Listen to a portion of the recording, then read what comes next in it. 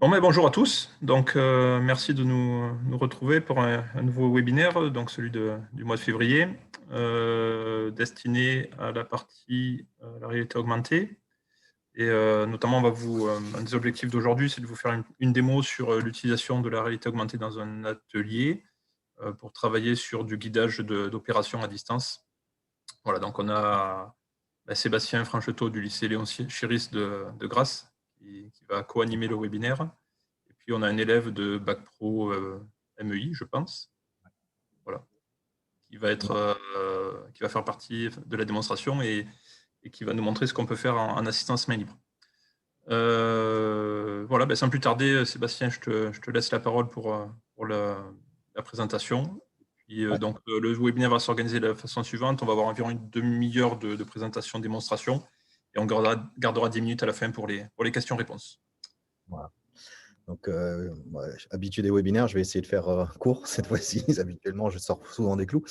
Donc, voilà, j'ai fait une petite présentation de l'Epson Moverio et de Broskesia. D'abord, la première chose, c'est en fait l'intérêt qu'on en a, nous, en tant qu'éducation nationale, à passer justement sur de la réalité augmentée.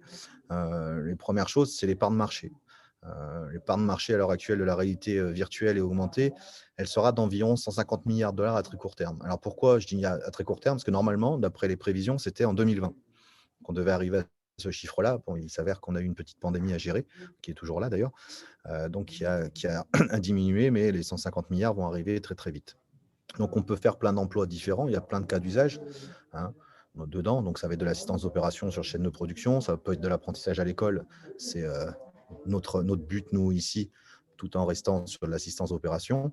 Utilisation commerciale de configurateurs de produits, donc on peut faire pas mal de choses. Utilisation en mode dépannage maintenance pour identifier les problèmes et les résoudre. Donc ce qu'on va vous proposer tout à l'heure sur le live démo. Donc la réalité augmentée, ça consiste à superposer les éléments virtuels au monde réel. Donc l'Epson Moverio est une très très bonne paire de lunettes dessus. Moi, je sais que j'apprécie énormément parce que portant moi-même des lunettes, pour une fois, j'ai trouvé une paire de lunettes où je ne suis pas obligé d'enlever les miennes pour pouvoir avoir celle-là en plus dessus. C'est-à-dire que je peux continuer à voir correctement dans une paire de lunettes Moverio. Donc, ils ont fait quelque chose qui est très, très, très, très bien réalisé. Donc, nous, on est sur des lunettes connectées. Les casques de réalité augmentée, je dirais qu'il y en a de moins en moins. On est plus passé sur les lunettes. On attend la prochaine grande sortie qui va être celle d'Apple, a priori, qui va sortir sa paire de lunettes connectées justement pour faire de l'AR. Donc, ce n'est pas réservé qu'au domaine du divertissement et du jeu vidéo, mais pour nous, ça a un énorme avantage, c'est que justement, les jeunes, eux, c'est le côté ludique de la chose, c'est-à-dire qu'ils vont être tentés justement d'utiliser ces paires de lunettes-là pour travailler, et en fait, ils vont apprendre, ils vont faire évoluer leurs compétences grâce à cette paire de lunettes en pensant qu'ils sont plus dans un jeu vidéo que dans la vraie vie, et en fait, ils sont en train d'apprendre pas mal de choses. Bien entendu, ça, c'est axé entièrement sur l'industrie 4.0 et dans une grande priorité à la maintenance industrielle, bien que on peut très bien les faire tourner aussi en MELEC, puisque moi j'ai l'atelier MELEC à côté, et cet atelier fonctionne aussi avec la paire en réalité augmentée. Par exemple, on entend sur l'environnement, sur l'éclairage public connecté par exemple, quand on a un technicien qui est à l'extérieur, donc très loin d'une société, avec cette paire de lunettes, on peut lui donner de l'aide à distance et lui apporter les réponses nécessaires. Donc l'avantage, c'est une diffusion des informations en temps réel, d'accord ? Donc le bon geste au bon endroit au bon moment. C'est vrai qu'on faisait du fast time avant, on faisait des appels vidéo. L'appel vidéo, ça nécessitait d'avoir une main bloquée pour regarder, pour filmer, pour que la personne en face voie ce qui se passait. Là maintenant, on est vraiment sur un principe où on peut échanger, on voit exactement ce que voit la personne, puisque c'est une paire de lunettes qu'il porte, avec une caméra embarquée, et donc on peut lui rajouter des instructions au fur et à mesure, ce qu'on verra sur le live démo. Donc, gain de productivité, donc tout ce qui est doute et ambiguïté, bien entendu, ça s'efface pendant la maintenance, puisque en fait, on peut avoir le rôle de ce qu'on appelle du super technicien, c'est-à-dire qu'on a le technicien qui est sur le terrain, qui fait ses interventions de maintenance, et au final, quand il se retrouve avec une difficulté, il va appeler un super technicien qui va pouvoir lever des informations et lever les réponses nécessaires pour que lui puisse continuer à avancer. Donc, il n'y a pas de perte de temps. C'est-à-dire que de plus en plus, on va se retrouver avec des super techs qui vont être en travail à distance. Ça fera plaisir au gouvernement. On sera en travail à distance et en fait, on va pouvoir récupérer les appels de plusieurs techniciens pour répondre aux différentes questions et aux différents besoins. Donc, bien entendu, il y a les interventions en maintenance en milieu hostile. Donc, ça, c'est quelque chose qui va être extrêmement présent. C'est-à-dire que tout ce qui va présenter un danger pour l'homme peut désormais être réalisé sans danger grâce à la maintenance industrielle assistée, donc boostée par la réalité mixte. C'est-à-dire qu'on va pouvoir avoir de plus en plus cette réalité augmentée exécutée avec des robots. C'est-à-dire qu'en fait, on va se retrouver avec un robot connecté qui va pouvoir faire ces opérations-là avec des techniciens qui sont à distance en train de modifier les besoins nécessaires au robot pour qu'il réalise l'opération, tout en voyant ce qui se passe réellement, mais sans prendre de risques. Donc une vraie évolution vers la smart maintenance, maintenance prédictive. Alors sur le nouveau référentiel MSPC, on ne parle pas beaucoup de maintenance prédictive. On a laissé ça au niveau des BTS. Il n'empêche que sur la maintenance prédictive, ça va être un des gros challenges à l'heure actuelle. Nous, on a une histoire avec le parfum sur Grasse. On s'est autoproclamé capitale mondiale du parfum. Donc, on a beaucoup de sociétés de parfumerie. Donc, c'est des industriels avec de l'industrie de pointe et de l'industrie lourde, qui fait qu'au final, on va arriver de plus en plus à tout ce système de smart maintenance, puisqu'en fait, il va falloir que de plus en plus, on a des robots qui sont intégrés, on a des chaînes de production qui sont assez énormes. Et c'est vrai que d'avoir de la maintenance prédictive, c'est un des enjeux qu'ils ont tous au niveau de nos partenaires professionnels et industriels. Donc, les autres avantages de la réalité augmentée, donc, pour l'industrie 4.0, c'est faciliter la formation, le partage des compétences, l'apprentissage, de diminuer les temps de mise à jour, encore de vérifier très rapidement la conformité d'un montage.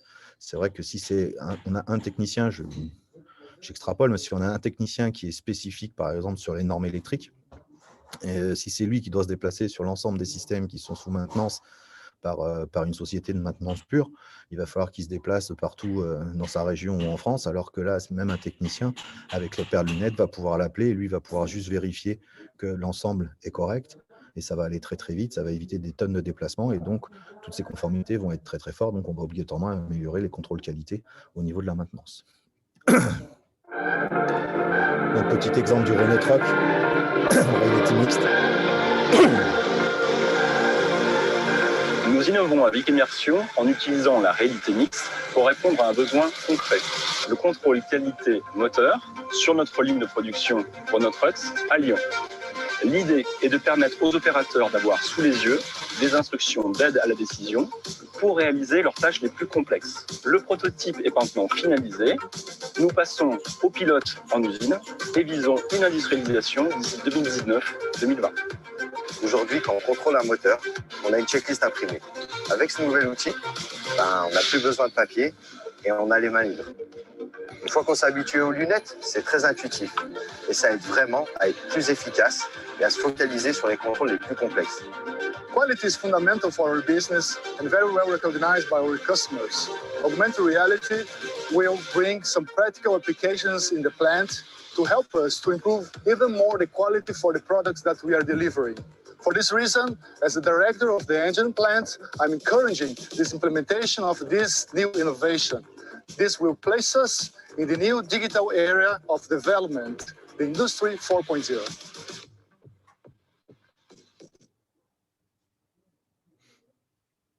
Donc voilà, ça c'est l'exemple typique. Alors 2019-2020, ils sont Renault Truck, donc sur Lyon, ils y sont. Ils utilisent beaucoup la réalité mixte, ce qui leur permet justement d'être en avance sur la partie nécessaire à l'heure actuelle des interventions distantes. Donc, les autres avantages qu'on a avec la réalité augmentée en industrie 4.0, par exemple, donc, au niveau de l'éducation, les apprentis vont pouvoir utiliser une machine en virtuel sans risque d'accident. Ça veut dire que, qu'est-ce que j'entends par exemple sur un bac pro, nous, je sais qu'on va de plus en plus l'utiliser sur le crescendo du niveau. C'est-à-dire que quand ils arrivent en seconde, on va avoir des sorties de collégiens qui vont avoir du mal à être en capacité de démonter en général, ça marche bien, mais remonter des ensembles systèmes, donc c'est là où ça pêche. Donc par contre, on pourra commencer à leur faire justement en réalité augmentée, ça veut dire que pas de la réalité virtuelle obligatoirement, c'est-à-dire pas complètement virtualisée, mais par contre, ils pourront avoir une procédure par rapport à leur machine qui sera envoyée dans la lunette avec le démontage au fur et à mesure d'un moteur, d'un vérin, pour faire un changement de roulement, un changement de piston. Donc, par exemple, nous, hier, on a reçu des jeunes collégiens qui venaient visiter nos ateliers. On est arrivé des visites dans nos ateliers malgré le Covid. Et donc, ils sont rentrés dans l'atelier de MEI et au départ, ils ont vu des systèmes, des machines.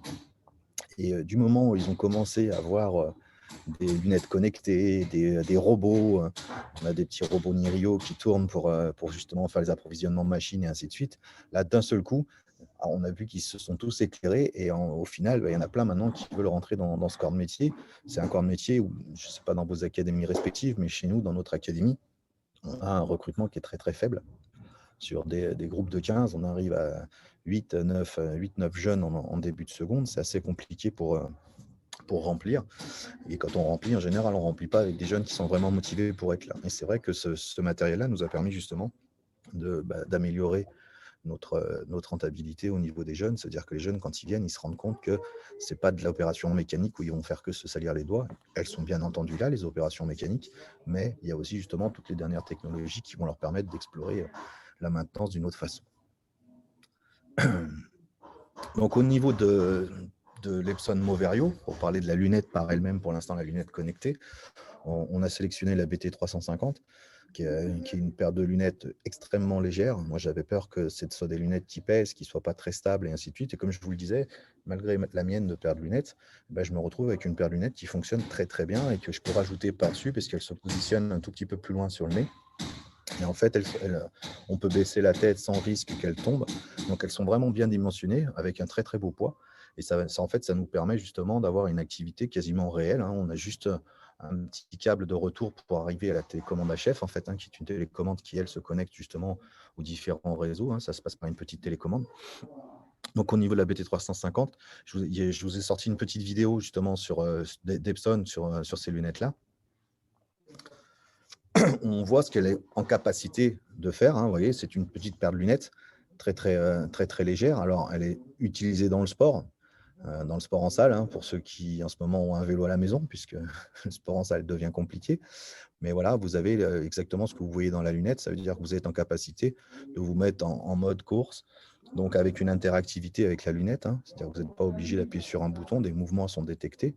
Et donc, vous pouvez vous retrouver avec une immersion qui est faite sur un parcours, tout en étant toujours chez vous. Là, il y a le pilote de drone.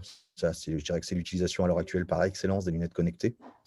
C'est-à-dire de garder la vue autour pour ne pas être non plus en déséquilibre et en vertige, parce que quand on fait du pilote de drone avec des lunettes de VR, là, au bout d'un moment, on ne sait plus où on est, on a la tête qui tourne. Là, l'avantage, c'est qu'avec les lunettes connectées, on n'a plus aucun souci, puisqu'en fait, on voit quand même notre environnement, donc on n'a plus de perte d'équilibre, et on voit ce qui se passe au niveau du drone dans notre projection qui est faite dans la lunette. Donc, on est en capacité, et la partie muséale, c'est sûr que la partie muséale, c'est assez sympathique. Les musées vont bientôt s'équiper dès qu'ils pourront réouvrir.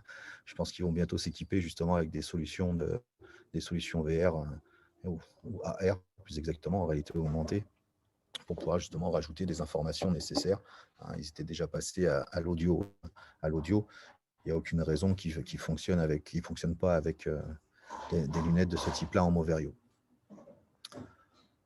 Alors, la lunette par elle-même, elle est capable directement d'entrée de jeu, de scanner des QR codes. Nous, c'est la première chose qu'on a fait. C'est-à-dire que la première chose qu'on a fait avec le jeune Victor qui est de l'autre côté de la présentation quand on fera la live démo, on s'est dit ce qui serait bien, c'est qu'on arrive à utiliser ces lunettes-là déjà juste sur un principe très facile.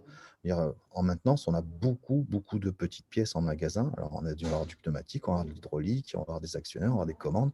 Donc, ça nous fait des placards de matériel rangé soit, mais avec beaucoup de choses dedans. Donc, on s'était dit tout simplement, qu'est-ce qu'elle est capable de faire, cette Moverio, toute seule, sans y rajouter un additif. En fait, dessus, elle a directement une lecture de QR code. Donc, ce qu'on a mis en place, c'est un magasin avec un ensemble de QR codes. C'est-à-dire sur chaque armoire, on a un QR code qui va nous définir si c'est une armoire électrique, une armoire mécanique, une armoire hydraulique, une armoire pneumatique. Et quand on ouvre, on a une série de bacs, eux aussi munis de petits QR codes qui vont nous ouvrir en fait les liens qu'on stocke en fait sur le petit cloud que nous a fourni la région. On stocke les informations, alors sous format tableur Excel ou différentes choses. Et comme ça, à chaque fois qu'on vient voir le magasinier pour avoir une pièce, le magasinier regarde son placard et il a la quantité de pièces restantes dans le truc, et s'il y en a, s'il n'y en a pas, où est-ce que c'est situé. Donc au final, il voit très rapidement où est-ce que sont situées les pièces et quelles sont les quantités qui lui restent, sans être obligé de farfouiller dans tous les bacs qu'on peut avoir dans les armoires. Donc ça, c'était une des premières choses qu'on a mis en place avec ces lunettes-là. Après, on s'est dit, c'est bien, le QR code, c'est sympa. on a tous le même problème avec les documents papier, hein. C'est-à-dire qu'un document papier, on se retrouve souvent avec les dossiers techniques qui sont en général très très bien fournis. Avec ces dossiers techniques, c'est beaucoup de papier. Il y a toujours un élève qui va enlever une page, qui ne va pas la remettre à la bonne place. Et donc, à chaque fois, on se retrouve avec un bout de schéma en moins et on est obligé d'aller refaire des photocopies et ainsi de suite. Et on a là aussi utilisé simplement le principe du QR code, où on a mis des QR codes sur les machines. Donc, chaque partie de la machine va avoir un petit QR code associé. Et ce QR code, ça va être le schéma électrique, ça va être le schéma pneumatique, ça va être l'ensemble mécanique, par exemple, qu'on a sous les yeux. Donc, en fait, on peut reproduire tout ça en stockant des liens sur un petit cloud web ou même sur un serveur interne si on l'avait. Nous, on a la chance ici d'avoir la région qui nous a acheté du stockage à un niveau suffisant. On a 1 Tera pour chaque enseignant, justement, pour faire du stockage d'informations. Donc, on l'utilise comme ça. Donc, le QR code est quelque chose de natif dans la Moverio et qui déjà amène une autre sensation pour les jeunes, puisqu'en fait, vu qu'ils sont sur une lunette, en fait, la documentation, ils la lisent vachement plus facilement que si on leur donnait un pavé de 50 pages avec des écritures dessus, voire 200 pages pour certaines documentations techniques. Là, il y a autant de pages, mais sauf que c'est en format numérique, c'est intégré dans une lunette, donc ils sont amenés à naviguer dedans, à aller chercher les infos, et ça leur plaît énormément. Après, il est vrai que là, on reste sur une technologie QR code qui est une technologie qu'on peut utiliser avec son smartphone, avec une tablette. C'est plus ludique avec une lunette connectée, mais ça reste quand même basiquement une lecture de QR code. Donc, avec ERM, on s'était posé la question de qu'est-ce qu'on pouvait rajouter à ces lunettes-là. Et il y a un système qui est génial pour faire de la télémaintenance et de la téléintervention, c'est le système de Brocassia avec BView, qui nous permet justement de lancer des appels téléphoniques aux super techniciens et donc de pouvoir guider le technicien qui est en face avec des marqueurs. On peut lui envoyer des informations sur la lunette. Donc, je vais vous montrer la petite vidéo de la découverte de Brocassia. Alors,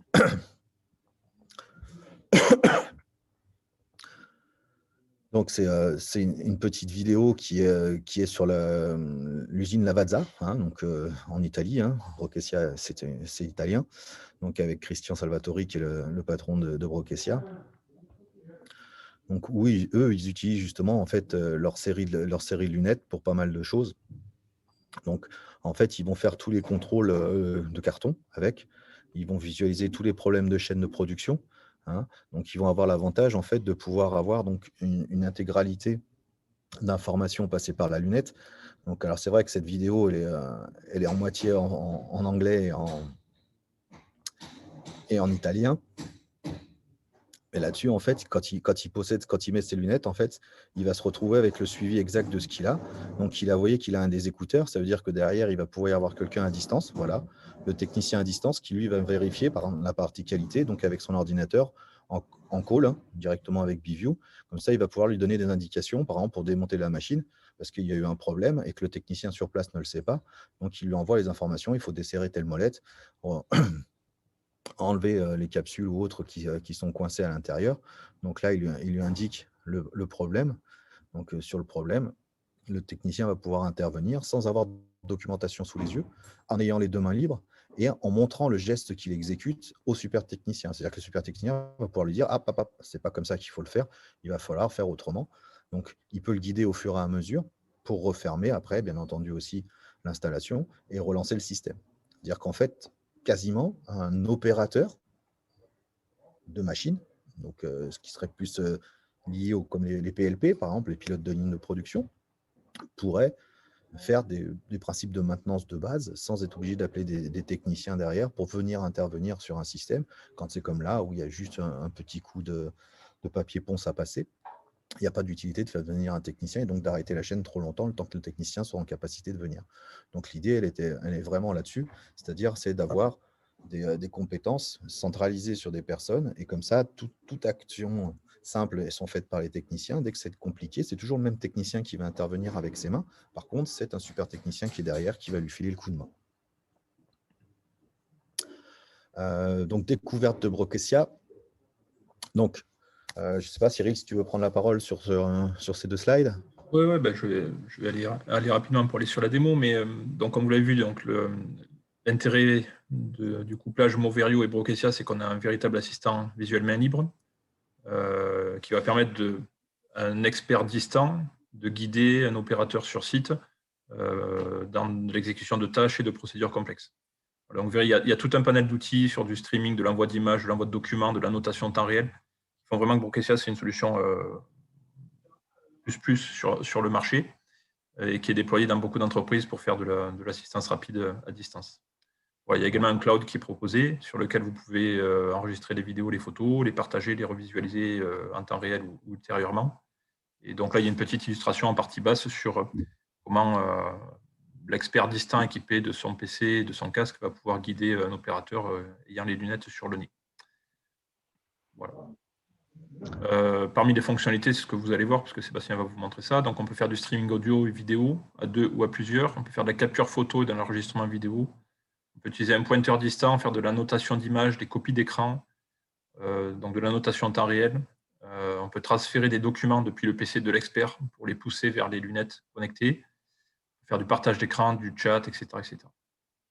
Tout ce qui nous a semblé très pertinent sur le couplage Epson-Brokesia, c'est mettre en place une approche pédagogique où, visant les formations professionnelles dans lesquelles il y a une importance sur l'apprentissage des méthodes et des procédures, donc la maintenance, l'électricité, les formations énergétiques, maintenance auto, etc. L'idée, c'est de mettre en place des activités de guidage à distance d'un élève, qui va jouer le rôle de technicien sur site, par un élève distant, qui sera l'expert. Et ça permet de mettre en œuvre des solutions, des situations pédagogiques innovantes, visant en particulier le développement des compétences de communication et d'explication technique. Voilà. Quand on a distance et qu'il faut expliquer à quelqu'un qui se trouve sur la machine, on va faire des efforts supérieurs pour bien choisir ses mots, bien choisir ses phrases. Et donc, on pense que, et puis Sébastien pourra en témoigner, que l'impact va être fort sur les progrès en communication et explication technique. Voilà, Sébastien, je te relaisse la parole pour la démo. Donc, on va passer au mode démo. Alors, c'est vrai qu'on n'en a pas parlé, mais la démo, l'installation de Brokesia est d'une facilité effarante. Au départ, moi, je me disais, ça va être compliqué de mettre sur parce que les lunettes sont des lunettes Android. Je me suis dit, ça, il va falloir se connecter pour aller chercher la lunette Android, pour aller récupérer, lui mettre une APK dessus pour démarrer un logiciel. En fait, Brokesia, ils ont fait un truc très, très simple, c'est que quand on prend la licence Brokesia, on reçoit un email avec un QR code. Ce QR code, on vient le flasher avec notre lunette quand on le porte sur le nez. Elle va récupérer directement l'APK Brokesia qu'elle installe. Et après, dans la partie supervision, donc sur la partie site web qui est ici, le Brokesia Cloud, en fait, on a la paire de lunettes et on vient justement les appairer, là aussi avec simplement un QR code, puisque c'est une technologie qui est de base sur les lunettes. Donc, avec le QR code, on vient directement flasher le QR code et ça l'appaire avec notre cloud à nous. Et donc, au final, tout fonctionne correctement. Donc, le principe est très simple. Là, le technicien m'appelle. Donc, je réponds à l'appel. On vient se connecter. Et donc, là, je vois en direct live tout de suite l'intervention qu'il a. Donc, normalement, tu dois m'entendre, Victor. Oui, je l'entends. Il m'entend. J'ai le retour aussi. Donc, là, je vois exactement ce qu'il a dans ses lunettes. Alors là, il est sur une intervention électrique sous tension. Donc, on voit qu'il y a un flou devant. Pourquoi? Parce qu'il a une visière, bien entendu. Il a une visière de protection électrique. Donc là, par exemple, je vais lui demander d'aller faire des contrôles de mesure sur la partie des Q2 et Q3.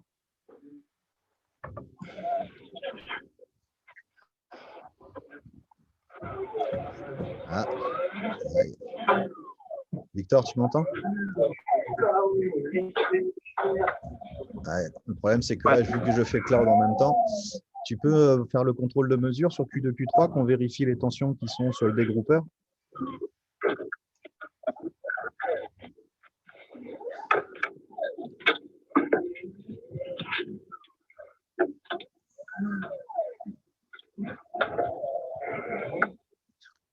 Donc, alors, je ne sais pas si vous voyez, mais moi, je vois les 237 volts qui sont affichés. On fait pareil sur Q3.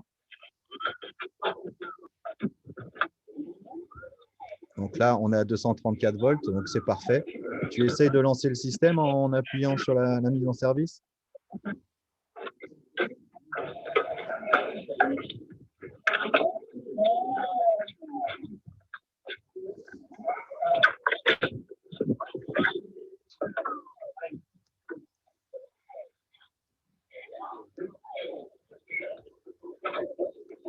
Donc là, on est en capacité de voir que la mise en service se déroule très bien.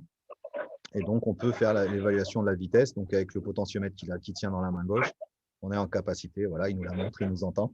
Donc, il nous montre les réglages de vitesse sur la partie du dégroupeur. Donc, on se rend compte que tout se positionne bien. On pourrait très bien lui indiquer, vous voyez ici, alors je vais virer les fenêtres de visualisation que j'ai moi. Ici, vous voyez qu'on a plein d'outils, plein d'options. Donc, on peut ouvrir un chat. Ouvrir un chat, c'est-à-dire lui envoyer des informations écrites sur la lunette. Si on ne veut pas le déconcentrer, on peut lui envoyer une image. On peut utiliser un outil que moi j'utilise beaucoup, c'est le marqueur. En fait, là, le marqueur que vous voyez, en fait, Victor, de l'autre côté, le voit exactement. C'est-à-dire que vous pouvez cibler quelque chose en disant, bah voilà, ici, il va falloir vérifier, il va falloir faire attention ou nettoyer, par exemple, les tapis, puisque les tapis, on peut voir qu'ils ont pas mal de choses dessus. Donc, on a plein d'outils qui sont en option directe, c'est-à-dire qu'on n'a pas besoin d'aller très, très loin. Je peux faire un partage d'écran directement. Par exemple, s'il n'a pas le schéma, je peux lui envoyer son schéma. Je peux lui partager mon écran directement pour qu'il voie mon écran dans sa paire de lunettes. Hein, si je coupe mon écran, alors là, j'espère que le double partage dans tous les sens, ça va peut-être être sympa. On va essayer. Donc voilà, là, je partage mon écran par le biais de Cloud. Donc, je peux récupérer moi les informations que j'ai ici en lui disant, bah voilà, hop, au niveau du schéma, j'ai mon schéma du dégroupeur. D'accord. On est allé faire la vérification de Q2. Donc, la vérification de Q2, c'est du 230 volts. Tu vois tout ce que je te montre, Victor? Oui, bon. Je vois le schéma. Donc, il voit le schéma. Donc, en fait, si vous voyez, quand un technicien arrive à distance, s'il se retrouve sur un lieu où il n'y a pas de schéma, alors je pense par exemple à un métier où j'ai fait beaucoup de formation dedans, c'est les ascenseurs. Hein, souvent, on arrive en tant qu'ascensoriste. On va avoir des profils de jeunes ascensoristes qui vont arriver sur des installations ou des vieilles installations ou même des dernières générations et les schémas n'y sont plus parce qu'il y a eu revente des contrats et ainsi de suite. Et donc, le technicien, il se retrouve un peu à sec quand il y a un problème sur la machine, quand il n'a pas le schéma. Donc, obligatoirement, ça nécessite après d'avoir une évolution. Et donc, cette partie de lunettes connectées va nous permettre justement d'intervenir facilement. Donc, ici, comme vous le voyez, on peut prendre une photo. On peut même avoir une vraie traçabilité, c'est-à-dire qu'on peut enregistrer l'appel. C'est-à-dire qu'un super technicien peut justifier aussi de son temps de travail et des actions qui ont été réalisées. C'est-à-dire que s'il y a eu un défaut après lourd sur la machine et qu'on va dire, bah voilà, le technicien a fait une erreur, l'enregistrement de cet appel nous permet de dire, bah non, il n'y a pas eu d'erreur qui ont été faites. Vous voyez les interventions qui ont été faites par nos techniciens. Tout fonctionne correctement. Donc, on peut ici donc rajouter plusieurs personnes en simultané. D'accord. On peut bien entendu paramétrer la caméra. On peut partager notre webcam pour qu'ils nous voient. C'est-à-dire qu'on peut vraiment faire un dialogue comme s'ils nous voyaient. Donc, prendre une photo, faire une capture d'écran. Et après, donc, on a plusieurs captures d'écran. Donc, c'est vrai qu'on va partager nos écrans. On va les enregistrements d'appels. On va partager notre webcam. On a prendre une photo à distance. C'est-à-dire que là, si je fais une capture d'écran, je fais une capture d'écran de mon ordinateur au complet. Si je fais prendre une photo à distance, c'est-à-dire que je vais utiliser la caméra à distance de sa Moverio justement pour aller prendre la photo qu'il a dessus. Donc, la photo, elle sera téléchargée et sera positionnée sur le cloud de Brocessia. D'accord. Donc, c'est une photo qu'on pourra récupérer après sans problème. Donc, voilà toutes les différentes options. Alors, on a pas mal de choses. On peut faire des dessins. Hein. Comme tout à l'heure, on montrait justement de faire un petit dessin. Donc voilà, on a fait un petit dessin. Donc ça nous permet justement de signaler quelque chose que nous, on aurait vu. Par exemple, comme là, une poignée, si je lui dis, bah, tiens, il y a une poignée qui est desserrée, il y en a deux, bah, il va pouvoir… Vous voyez que quand il bouge la tête, ça bouge en même temps. D'accord. Donc ça veut dire qu'on cible vraiment le direct live de ce qu'il fait. D'accord. On reclique sur l'option, ça efface tous les traits qu'on a fait et ça nous permet donc de continuer à fonctionner.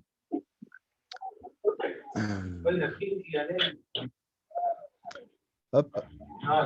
Donc, on peut balayer les QR codes. Victor, tu peux regarder le QR code de l'armoire électrique, s'il te plaît?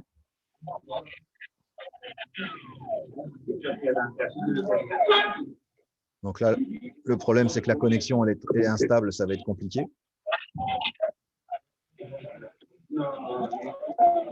Ouais, on ne va pas y arriver, mais on peut balayer le QR code qui est dessus, c'est-à-dire pour savoir quelles sont les informations qui sont derrière. Et là, vu que je fais en même temps le zoom et en même temps la connexion, ma 4G est en train de souffrir. On peut récupérer le QR code. Voilà, ça, c'est l'exemple type du QR code qu'on met sur les armoires, nous, maintenant, pour qu'ils aient l'accès à des schémas différents. Donc, à chaque endroit, on va positionner des QR codes, justement, pour qu'ils puissent fonctionner. Donc, derrière, on voit le petit robot qui, lui, fait l'alimentation de la machine. Donc là, pour l'instant, elle tourne à vide. Mais le robot, il est en alimentation machine. Donc, on va pouvoir alimenter le dégroupeur avec le robot. Et là, le même principe, c'est que le robot, si on s'approche de l'écran, tu t'approches de l'écran, Victor, s'il te plaît, de l'iMac. On peut aider un technicien à modifier le paramétrage du robot, c'est-à-dire en le guidant. Par exemple, je vais lui dire ici, tiens, tu viens appuyer sur le stop qui est là. Donc, il va venir cliquer sur le stop pour pouvoir arrêter le robot. Voilà, donc le robot s'est arrêté. On peut le passer donc après en mode, on saccade pas mal là, on n'a pas beaucoup de réseau. On peut le passer en mode e-learning pour récupérer des points manuellement. Par exemple, pour éviter une nouvelle pièce qu'on devrait poser en tant que technicien, on peut rajouter une ligne de code, donc une ligne d'axe sur le système. Donc à distance, moi je vais pouvoir le guider pour pouvoir aller rajouter son point. Donc voilà, au niveau de la démonstration, alors ça reste une démonstration rapide, parce que réellement, on a joué des heures et des heures et des heures avec. On a plein de choses qu'on peut exécuter dessus, qui fonctionnent très très bien.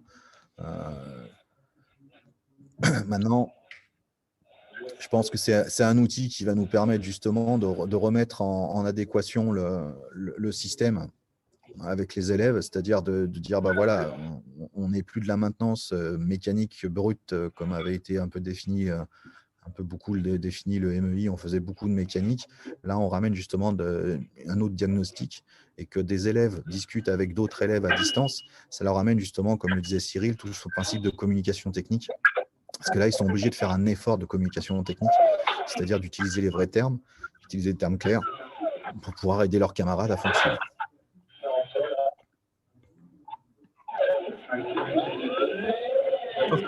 Donc, fin de l'appel, ça peut se faire des deux côtés. Donc là, je fais un fin d'appel, donc où je peux le rappeler si j'ai d'autres informations. Et donc, on peut arriver à fournir tout ce qu'on a besoin. Donc ici, après, bien entendu, comme je vous le disais tout à l'heure, on a le nuage, donc le cloud, avec la petite photo que j'ai prise en instantané tout à l'heure. Voilà, j'ai pris une photo en instantané tout à l'heure, ce que je vous montrais. Donc, c'est la lunette directement de la Moverio et pas la lunette de mon écran. Ce qui nous permet, en traçage qualité, de remplir la documentation en disant, voilà, telle intervention, on a fait tel changement, plaque, on prend la photo, on la stocke. Et lui, il peut prendre la photo de son côté aussi, bien entendu, mais le super technicien peut le faire aussi. Ce qui permet d'avancer. Voilà pour la démonstration. La démonstration live rapide, parce qu'on est déjà hors clou, comme d'habitude. Non, mais c'était très bien. Juste pour compléter rapidement et ouvrir des perspectives, Brocessia a aussi un outil qui s'appelle BeStep, où là, on est plus sur du guidage, de la création d'opérations d'assistance en réalité augmentée, en autonomie. C'est-à-dire qu'on n'est pas avec un opérateur distant, enfin un expert distant, c'est le technicien méthode qui va créer un ensemble de procédures exercées sur une machine, donc via ce logiciel BeStep, et qui ensuite vont être utilisés en autonomie par le technicien. C'est ça. Bon, écoutez, donc merci Sébastien pour la démo, et puis Victor aussi, de l'autre côté. On va passer aux questions-réponses. Il s'avère qu'on en a déjà eu pas mal, donc c'est bien, ça veut dire qu'il y a de l'intérêt. Donc n'hésitez pas à poser vos questions dans le petit bouton, menu questions et réponses en bas de l'écran de Zoom. Je vais commencer par les premières. Donc on a une question sur le besoin d'accommoder en permanence au niveau visuel. Est-ce qu'il y a une génération, il y a une fatigue visuelle qui apparaît dans les lunettes au bout d'un certain temps? Moi, pour les avoir portées plus de 3 heures chez moi pour travailler dessus et faire les essais, j'ai pas ressenti de fatigue. Pourtant, comme je vous disais, je porte une paire de lunettes, donc j'ai déjà un gros défaut visuel. Donc c'est vrai qu'en général, quand je m'immerge dans de la réalité virtuelle, par exemple, j'ai la tête qui tourne assez vite. Là, dans celle-là, vu qu'on a vraiment la vision autour de nous du réel, en fait, on n'a pas l'impression d'avoir quelque chose de supplémentaire qui nous dérange. On n'est pas immergé complètement dedans.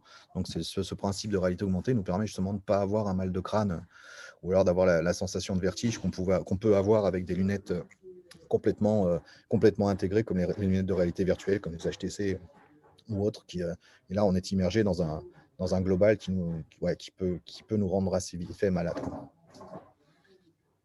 Voilà, question suivante sur les licences, enfin l'organisation des licences. Alors en fait, c'est assez simple. Les lunettes, donc les lunettes Epson Moverio, c'est un achat matériel. Donc vous pouvez les utiliser avec Brokessia ou avec d'autres logiciels. Ensuite, Brokessia, c'est une licence qui est liée à l'expert. Alors je prends l'exemple industriel.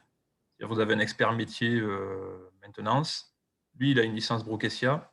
Avec cette licence, il va pouvoir communiquer avec une infinité de techniciens sur le terrain qui sont équipés de lunettes. Donc, une licence égale le nombre de paires de lunettes qu'on peut avoir dessus. Un expert, et puis vous pouvez avoir 2, 3, 4, 5 lunettes. Par contre, si vous voulez faire des activités, faire 2 binômes qui vont travailler en parallèle, ben, il va vous falloir 2 licences. La question suivante, c'était sur la possibilité d'afficher des éléments 3D en superposition du réel. Alors, c'est possible sur les lunettes Epson, mais avec d'autres types d'applications. Avec Brokessia, pour l'instant, il n'y a pas d'alignement entre le virtuel et le réel, ce qui veut dire qu'on va utiliser des QR codes, on va faire passer des informations, le technicien, l'expert distant va annoter. Voilà. On est vraiment plutôt sur de l'assistance à distance, main libre, que sur une réalité augmentée avec superposition de la maquette 3D. C'est ça. Après, avec les partages d'écran, on peut envoyer des informations supplémentaires de maquettes 3D ou autres, mais c'est vrai que ça ne sera pas attaché directement à la réalité qu'il a devant les yeux. Et il y a une nouvelle question sur l'accommodation. À nouveau, l'auditeur demande si on doit accommoder de près et de loin en permanence. Alors, moi, je les ai utilisées aussi, les lunettes. En fait, dans les lunettes Brokessia, vous avez la partie supérieure où il y a le petit écran dans lequel sont projetées les informations distantes. Et ensuite, c'est des lunettes transparentes. Donc, effectivement, en levant les yeux, on va être amené à regarder un peu plus l'écran. Puis, en les baissant, on va voir la vraie vie devant vous.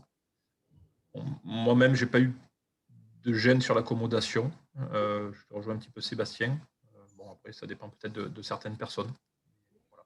Il y en a qui sont plus sensibles que d'autres, mais c'est vrai que le principe de ces lunettes-là, en fait, je ne sais pas si vous allez voir, vous voyez en fait la partie ici, c'est la partie d'écran qui nous sert justement à envoyer les informations.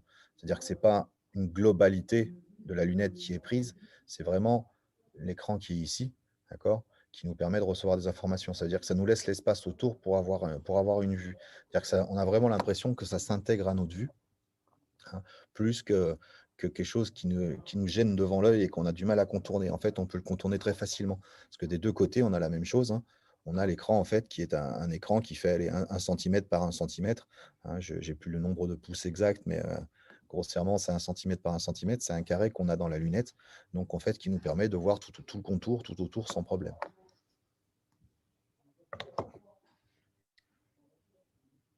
Voilà, je crois que pour l'instant, on a fait le tour des questions. S'il y a encore des questions, il reste. C'est le moment ou jamais. Alors, quelle autonomie et le poids des lunettes? Alors, l'autonomie, c'est 6 heures. D'accord. Et vraiment 6 heures, en fait. Hein, pour une fois, ils n'ont pas menti. C'est vraiment 6 heures. Et après, au poids des lunettes, je dirais que de mémoire, c'est 300 ou 350 grammes, je crois. Franchement, honnêtement, ça ne gêne pas du tout. C'est vraiment quelque chose qui est pas gênant du tout en portée. Ça se porte plutôt très bien. Donc, sachant qu'un point important aussi, c'est que les lunettes sont reliées par un fil, un petit terminal que vous voyez là sur la droite. Vous avez ici le petit terminal qui est relié avec une pince. Hein. C'est une pince cravate ou une pince poche, comme vous voulez. C'est là où vous branchez aussi le micro. Vous avez l'accès à rajouter un casque avec un jack 3.5, hein, avec un jack 3.5. Vous rajoutez un casque, un écouteur casque micro. Donc, en fait, tout ça, c'est rangé dans une poche, donc qui est l'émetteur. Et, il est rangé dans une poche, donc vous ne le sentez pas. Et à côté, vous avez la paire de lunettes qui est, comme je vous disais, elle serait très bien faite puisqu'elle est en automatique ici. Donc, au niveau du serrage de la tête, elle tient la tête sans tomber. Et l'avantage, c'est que l'effort de pression qui a été défini, ce n'est pas un effort de pression qui fait mal non plus. Et tout est automatique. Donc, c'est une base de ressort qu'ils ont mis dedans qui vous permet d'avoir un vrai contact avec la lunette sans la perdre en baissant la tête, sans qu'elle glisse. Elle reste bien en position. Et donc, ça ne pose aucun problème pour fonctionner. Et au niveau poids, honnêtement, elles sont très, très bien équilibrées. C'est-à-dire que voilà, vous avez le poids avec les différentes barres derrière et la prise de nez ici. Ça ne pose aucun problème pour la porter. On n'a pas l'impression de la sentir sur le nez, quoi. Et le boîtier, effectivement, on n'a pas précisé, mais communique en Wi-Fi. Boîtier communique en Wi-Fi. Ouais. Donc, ça veut dire qu'un technicien, typiquement, s'il a le téléphone dans sa poche, il va créer un hotspot Wi-Fi. Il va se connecter avec le boîtier en Wi-Fi à son hotspot du téléphone. C'est ça. C'est ce que je viens de faire. En fait, c'est pour ça qu'on a eu des petits lags, hein, parce que dans la partie où je me suis mis, on n'a pas déployé le Wi-Fi ici. On est en cours, donc j'ai pas eu le temps de finaliser le point d'accès. Donc j'ai fait un hotspot avec un iPad 4G. J'ai fait mon hotspot, donc je suis en train de vous parler en visioconférence en même temps que la lunette était connectée dessus et qu'on faisait l'accès au cloud de Brokesia. Donc c'est pour ça qu'il y a eu des petits lags parce que je suis sur une petite 4G enfermée dans le bâtiment avec des câbles des câbles de puissance de partout autour du plafond. Donc ça génère un peu de défaut. Mais autrement, oui, c'est vraiment du Wi-Fi. Et moi, je l'ai fait sur une autre partie dans les ateliers d'électricité avec des points d'accès Wi-Fi fixes dessus. Et c'est une fluidité impeccable. Très bien. Ensuite, on a une question sur la résistance au choc. Bon, j'imagine. Enfin, moi, j'ai pas fait de crash test. Toi, j'imagine que j'ai pas osé. Résistance au choc, j'ai pas osé. Honnêtement, elles sont plutôt là aussi. Hein. Je dirais qu'elles sont plutôt bien faites. Bon, l'habitude des smartphones et tout, on voit que tout ce qui est vert est toujours en retrait par rapport à l'armature dans tous les axes. Ça veut dire que a priori, j'irai pas faire un crash test, mais a priori, si la paire de lunettes tombe, je pense pas qu'elle explose. Quand on voit la taille du verre qui a été sélectionné, vous voyez, le verre, il est là. Hein, le verre, il fait 8-9 mm. Voilà, c'est un verre trempé. Ils ont fait vraiment, vraiment du lourd. Et tout le carter, à chaque fois, dépasse. Donc, c'est-à-dire que normalement, il n'y a pas de raison d'avoir un contact direct avec le verre et le sol. Donc, c'est plutôt bien fait au niveau résistance. Nous, ça fait un moment qu'on les exploite. Tout ce qui est ressort, ça ne bouge pas. C'est vraiment de la très, très bonne facture, quoi. Voilà, donc on confirme bien que le Wi-Fi, c'est le seul moyen de communication avec les lunettes. Il n'y a pas de port Ethernet ni quoi que ce soit. Et je vais terminer sur… Voilà, bon. Dans la poche, c'est compliqué. Avoir un fil Ethernet, on serait limité un petit peu en distance quand même. Voilà. Possibilité d'embarquer des fichiers. Donc aujourd'hui, les fichiers… Alors, dans le boîtier, oui, je pense qu'on peut mettre un peu des fichiers, sûrement. Oui, c'est un Android. Hein. C'est un Android. Voilà, c'est un terminal Android, en fait. C'est un terminal Android dedans, donc on a un stockage de documents, on a donc une zone de téléchargement, un stockage de documents. On peut accéder à Internet aussi, d'ailleurs. Il y a accès à Internet. C'est ça qu'on utilise les QR codes en général. Hein, d'ailleurs, c'est comme ça, on peut tout stocker sur un cloud. Hein, ça fait l'unicité des documents. Et comme ça, à chaque fois, quand ils scannent le QR, hop, ça reprend la dernière génération du schéma qu'on a utilisé ou autre.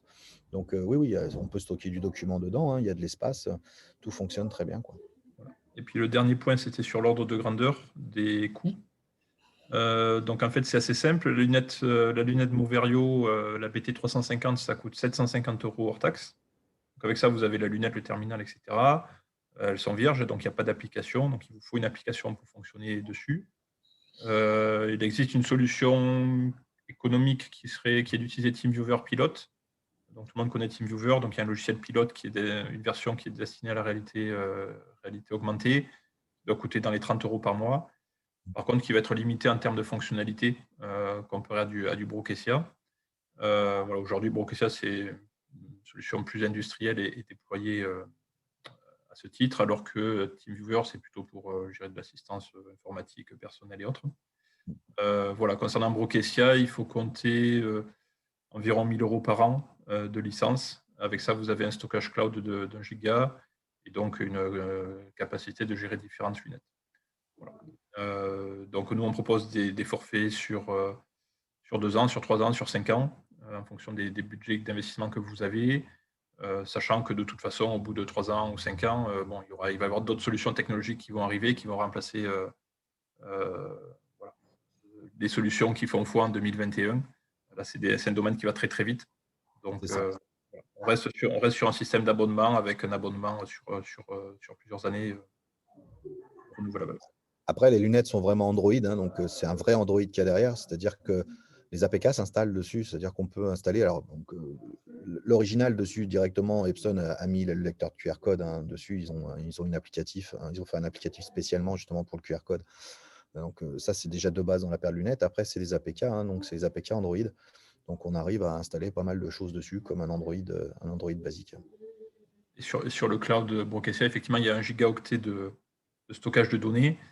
Vous pouvez acheter des extensions. Donc, si vous voulez travailler en 100% cloud, vous pouvez acheter 2, 3, 4, 5, 10, ce que vous voulez. Et puis, il y a la possibilité de récupérer les fichiers du cloud et de les amener sur votre serveur local. Ce qui veut dire que globalement, le cloud, vous allez l'utiliser uniquement pour le direct ou quasi direct. Et puis après, vous récupérez les fichiers, vous les rangez dans des répertoires. C'est ça. Voilà, je crois qu'on a bien fait le tour du sujet. Il y a eu beaucoup de questions, donc on vous remercie pour ça. Ça montre que le sujet passionne. On va clore la session. Donc, merci à tous aux 32 participants d'aujourd'hui de nous avoir écoutés pendant 45 minutes. Merci à Sébastien et puis à l'équipe du lycée pour la brillante démonstration. Et puis, on vous donne rendez-vous sûrement au mois de mars. On fera une nouvelle édition des webinaires Maintenance 4.0 sur un thème à définir, mais probablement autour de la GMAO et des logiciels d'assistance aux opérations. Voilà, bonne fin de journée à tous et à très bientôt. Au revoir. Au revoir.